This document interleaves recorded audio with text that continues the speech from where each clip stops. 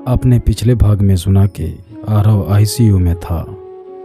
ऐसा लगा कि मानो सब कुछ खत्म हो गया हो और अन्वी खुद को ही कोस रही थी। मशीनें कोई हरकत नहीं कर रही थी। अब स्टोरी में आगे बढ़ते हैं। उसके 10 मिनट बाद मशीनों पर दोबारा बीप हुई। डॉक्टर थक कर बोले, हमें उम्मीद नहीं थी पर चमत्कार हुआ, ये लौट आया। फिर आरव की आंखें खुली धीमे धीमे। अन्वी की उंगलियां उसके हाथों में थी और उसकी आवाज़ कांपते हुए, मैं यही हूँ आरव, तुझे जाने नहीं दूंगी, वादा किया था ना। आरव धीरे से बोला, सच में तू तो मेरे पास ही है। अन्वी बोली, हमेशा से थी, हमेशा रहूंगी, तेरे नाम ही तो मेरी जिंदगी है। फिर धीरे धीरे 6 महीने बीत गए, उनकी नई शुरुआत हुई। आरव अब पूरी तरह से ठीक हो चुका था। माँ भी रिकवरी के बाद घर आ चुकी थी। अब दोनों ने एक छोटा सा घर किराए पर लिया था साथ रहने के लिए। अन्वी बोली, तू अब डरता तो नहीं ना? आरव हंसते हुए बोला, अब क्या डरूं, मौत से लड़ चुका हूं और तुझे जीत चुका हूं। फिर दोनों साथ रहने लगे और कुछ दिनों बाद एक नई सुबह आरव खिड़की के पास बैठा कॉफ़ी पी रहा था। अन्वी बालों में तौलिया लपेटे रसोई से झांकते हुए बोली, कितनी बार बोला है कॉफ़ी मैं बनाऊंगी? आरव मुस्कुरा कर बोला, जब तू बनाती है तो उसमें सिर्फ चीनी होती है, प्यार नहीं। अन्वी बोली, ओह, फिर तो आज से मैं भी प्यार डालना शुरू कर दूंगी। दोनों की हंसी कमरे की दीवारों से टकराकर वापस दिलों में उतर रही थी। तब तक आरव की माँ आ जाती है। माँ बोली, अब शादी के कार्ड भी छपवा लो, मोहल्ले में लोग पूछते हैं बेटा और बहू साथ रहते हैं, शादी कब है? अन्वी शर्मा कर आरव के तरफ देखती है। आरव हंसते हुए बोला, तो इस बार पंडित जी से बात कर लेते हैं। सादगी भरी शादी, लेकिन हर चीज में प्यार होगा। शादी के दिन अन्वी ने अपनी माँ की पुरानी साड़ी पहनी। आरव ने अपने पापा की घड़ी पहनी, विरासत की तरह। फेरे लेते हुए आरव का वचन था, हर जन्म में तुझे चुनूंगा, चाहे मुझे फिर से मौत से लड़ना पड़े, तेरे हर दर्द में शामिल रहूंगा। अब दोनों अपने घर में सेट हो चुके थे। अचानक एक दिन अन्वी को चक्कर आने लगा। आरव उसे डॉक्टर के पास लेकर गया। डॉक्टर कुछ रिपोर्ट देखते हुए बोला, गुड न्यूज़ है, आप माँ बनने वाली हैं। यह खबर सुनने के बाद आरव अन्वी दोनों बहुत खुश हो गए। अन्वी आरव के सीने से लगकर बोली, तेरा नाम अब सिर्फ मेरी जिंदगी में नहीं, अब हमारे बच्चे की धड़कनों में भी होगा। और धीरे धीरे अवनी का 7वां महीना आ गया और फिर एक दिन अवनी का तबीयत बिगड़ गया। डॉक्टर बोला कि प्लेसेंटा की प्रॉब्लम है, डिलीवरी हाई रिस्क पे की जा सकती है, माँ या बच्चा कोई एक ही बचेगा। आरव बोला, ऐसा नहीं हो सकता, कुछ और तरीका होगा। डॉक्टर बोले, हम पूरी कोशिश करेंगे, लेकिन फैमिली को तैयार रहना होगा। अन्वी को ऑपरेशन थिएटर ले जाया जाता है। आरव फूट फूट कर रो रहा होता है। आरव भगवान से यही प्रार्थना करता है कि भगवान मेरी जिंदगी फिर से मत छीनना, चाहे मेरी सांसें ले लो, लेकिन अन्वी को कुछ मत करना। ऑपरेशन रूम से डॉक्टर 3 घंटे बाद बाहर आते हैं। डॉक्टर धीरे से मुस्कुराते हुए बोले, दोनों सुरक्षित हैं, माँ भी और बच्चा भी। बधाई हो, तुमको बेटी हुई है। आरव दौड़ते हुए अंदर भागता है। अन्वी की आंखों में आंसू थे। आरव बोला, मैं तो डर गया था। अन्वी बोली, मैं भी डर गई थी, लेकिन पता है किसकी वजह से हिम्मत आई? आरव बोला, किसकी? अन्वी बोली, तुम्हारी वजह से, तुम्हें छोड़कर कैसे जा सकती हूँ, और आज मैंने जिसे जन्म दिया है उसके लिए भी। बेटी का नाम दोनों ने जिया रखा। आरव बोला, जिया के चेहरे में मैंने तुझे पाया है, और अब मेरी हर सांस में 2 धड़कनें हैं, तेरी और उसकी। अब कोई मौत और कोई तूफान हमें तोड़ नहीं सकता। और धीरे धीरे 1 साल बाद आरव, अन्वी और जिया का नया जीवन शुरू हुआ। आरव अब एक सफल कंटेंट राइटर बन चुका था। अन्वी घर पर जिया की देखभाल करती थी, साथ ही अपने पेंटिंग्स को ऑनलाइन बेचती थी। एक छोटी सी खूबसूरत सी जिंदगी, जैसे एक परियों की कहानी हो। एक सुबह अन्वी अपनी डायरी में लिखती है, आरव और जिया मेरी पूरी दुनिया है, पर कभी कभी डर लगता है कि ये सब सपना ना हो। अचानक एक दिन अन्वी को फ़ोन आता है। फ़ोन पर डॉक्टर था। डॉक्टर बोला, अन्वी आपका पिछले साल का मेडिकल रिपोर्ट में कुछ स्कैन मिस हुआ था, हमें आपको फिर से जांचना होगा। अन्वी घबरा गई। वो बोली, क्यों, कुछ सीरियस है क्या? डॉक्टर बोला, कुछ कह नहीं सकते, लेकिन MRI करवानी होगी। रात को अन्वी चुप थी। आरव पूछता रहा, क्या हुआ, बताओ ना, आज इतनी शांत क्यों हो? अन्वी बातों को हंसी में छिपाते हुए बोली, कुछ नहीं, शायद थक गई हूँ इस वजह से। पर अन्वी को रात भर नींद नहीं आई थी। जिया को देखकर उसके मन में डर बैठ गया। फिर कुछ दिनों बाद MRI का रिपोर्ट आया। डॉक्टर एकदम गंभीर स्वर में बोला, अन्वी आपको ब्रेन ट्यूमर है और ये ट्यूमर आरव के ट्यूमर से भी बड़ा है और ये बहुत एडवांस स्टेज में है। ये सुनकर अन्वी सन्न रह गई। डॉक्टर बोला, हमें तुरंत सर्जरी करनी होगी, लेकिन चांस बहुत कम है। उसके बाद भी अन्वी आरव को कुछ नहीं बताई। वो अपने अंदर की लड़ाई से खुद लड़ने का फैसला की। वो रात को डायरी में लिखती है, अगर मैं नहीं रही तो आरव टूट जाएगा, पर मैं उसके लिए कमज़ोर नहीं पड़ सकती। मैं उसे ज़रूर बताऊंगी, पर तब जब वक्त आएगा।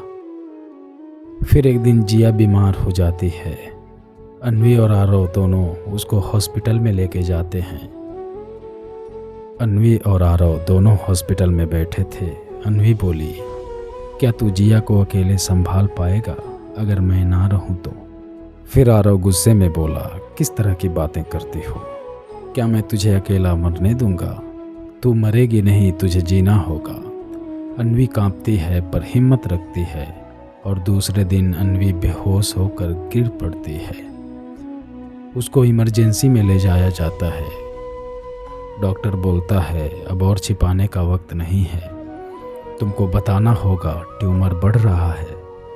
सर्जरी का फैसला तुमको तुरंत लेना पड़ेगा।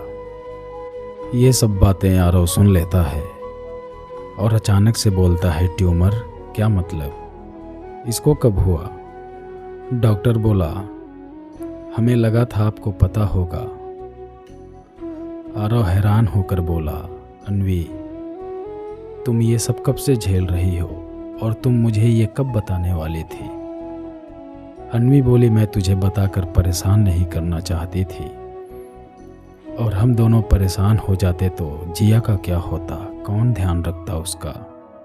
और मैं सोची थी टाइम आने पे बता ही दूंगी। आरव बोला, किस टाइम की बात कर रही है तू? किस टाइम पे तू मुझे बताती? अकेले मर जाने के बाद बताती क्या? तू तो साथ में मरने की बातें करती थी। उसके बाद आरव खुद को शांत करके अन्वी के पास बैठा था, उसका हाथ थामे हुए। वो बोला, तूने मुझसे छुपाया क्यों? अन्वी आंसू भरी आंखों से बोली, क्योंकि मैं जानती थी तू टूट जाएगा। मैं तेरी हिम्मत बनना चाहती थी, बोझ नहीं। आरव सिसकते हुए बोला, तू ही मेरी हिम्मत है, तुझे कुछ नहीं होने दूंगा मैं। दोनों में थोड़ी देर और बातें हुई। उसके बाद अन्वी का ऑपरेशन शुरू हुआ और घंटों ऑपरेशन चलता रहा। आरव बोला, भगवान, अगर इस बार भी तूने मेरी अन्वी को बचा लिया तो मैं तुझसे कभी कुछ नहीं मांगूंगा। तू बस उसका नाम मेरी ज़िंदगी से मत मिटाना। कुछ ही घंटे और बीते और डॉक्टर बाहर आए, बोले, सर्जरी सफल रही, लेकिन अगले 72 घंटे बेहद नाजुक हैं। आरव बोला, मैं यहीं रहूँगा हर सेकेंड। वो अन्वी के बिस्तर के पास बैठा डायरी में लिख रहा था। ये कहानी अधूरी नहीं रहेगी अन्वी, क्योंकि तेरा नाम अब सिर्फ कहानी में नहीं, मेरी हर सांस में है। मैं तब तक लिखता रहूँगा जब तक तू आंखें नहीं खोलती। 3 दिन बाद अन्वी की उंगलियां हिली, धीरे धीरे आंखें खुली। आरव उसके माथे को चूमते हुए रो उठा। अन्वी धीरे से बोली, मैं फिर से तेरी जिंदगी में हूँ। आरव बोला, नहीं, तू तो खुद ही मेरी जिंदगी है। अन्वी अब धीरे धीरे रिकवर कर रही थी। आरव हर दिन उसे नई नई कहानियां सुनाता। जिया स्कूल जाने लगी थी। उनकी जिंदगी में फिर से रंग लौटने लगे थे। जख्म भर जाते हैं लेकिन उनके निशान अमर रह जाते हैं। 1 साल बाद सब कुछ सामान्य लगने लगा था। आरव एक लोकप्रिय लेखक बन चुका था। उसका एक उपन्यास बेस्ट सेलर हो गया था, जिसका नाम था तेरे नाम जिंदगी। लोग रोते हैं, मुस्कुराते हैं और पूछते हैं, क्या ये कहानी सच्ची है? और आरव मुस्कुरा कर कहता है, हाँ, ये मेरी जिंदगी की कहानी है। एक इंटरव्यू में आरव से पूछा गया, आपकी पत्नी अब कैसी हैं? आरव बोला, अन्वी अब बेहतर है, पर बीमारी की वजह से उसकी याददाश्त का कुछ हिस्सा चला गया है। फिर होस्ट पूछता है, मतलब? आरव मुस्कुराते हुए बोला, मतलब अब वो हर दिन मुझसे दोबारा प्यार करती है, जैसे हम फिर पहली बार मिल रहे हों। इधर घर पर अन्वी की स्थिति थोड़ी नाजुक थी। उसे अतीत के कुछ हिस्से याद नहीं रहते थे। एक दिन जिया दौड़ती हुई आई और बोली, मम्मा मम्मा, ये फ़ोटो देखो ना, ये आप हो ना? अन्वी फ़ोटो को देखकर मुस्कुरा कर बोली, शायद हाँ, लेकिन मुझे याद नहीं है बेटा। आरव सब कुछ देख रहा था लेकिन कुछ नहीं बोला। वो रात को डायरी में लिखता है, कभी सोचा था प्यार यादों में बसता है, पर अब जाना असली प्यार वो है जो यादों के बिना हर रोज जिया जाए। फिर एक रात बारिश हो रही थी। अन्वी बालकनी में बैठी थी खोई खोई सी।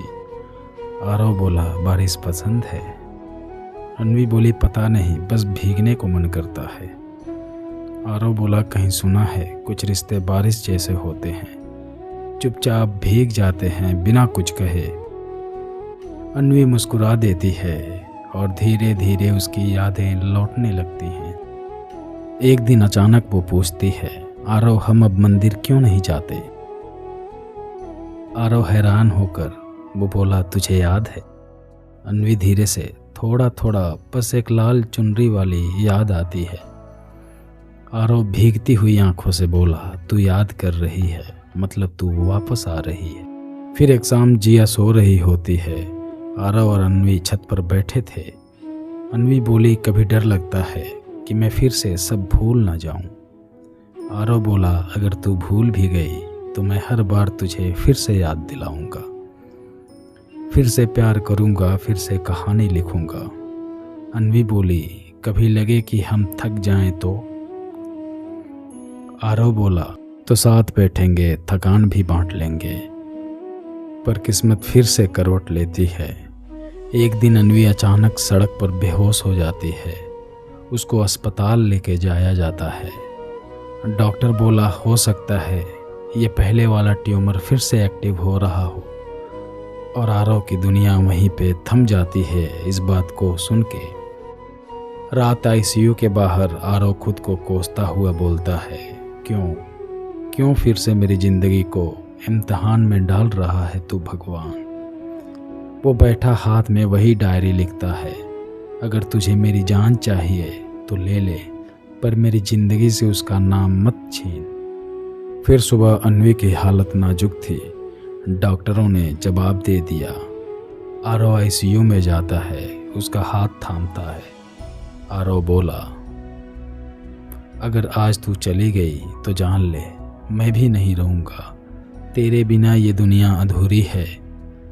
अन्वी के होठ हल्के हल्के हिलते हैं।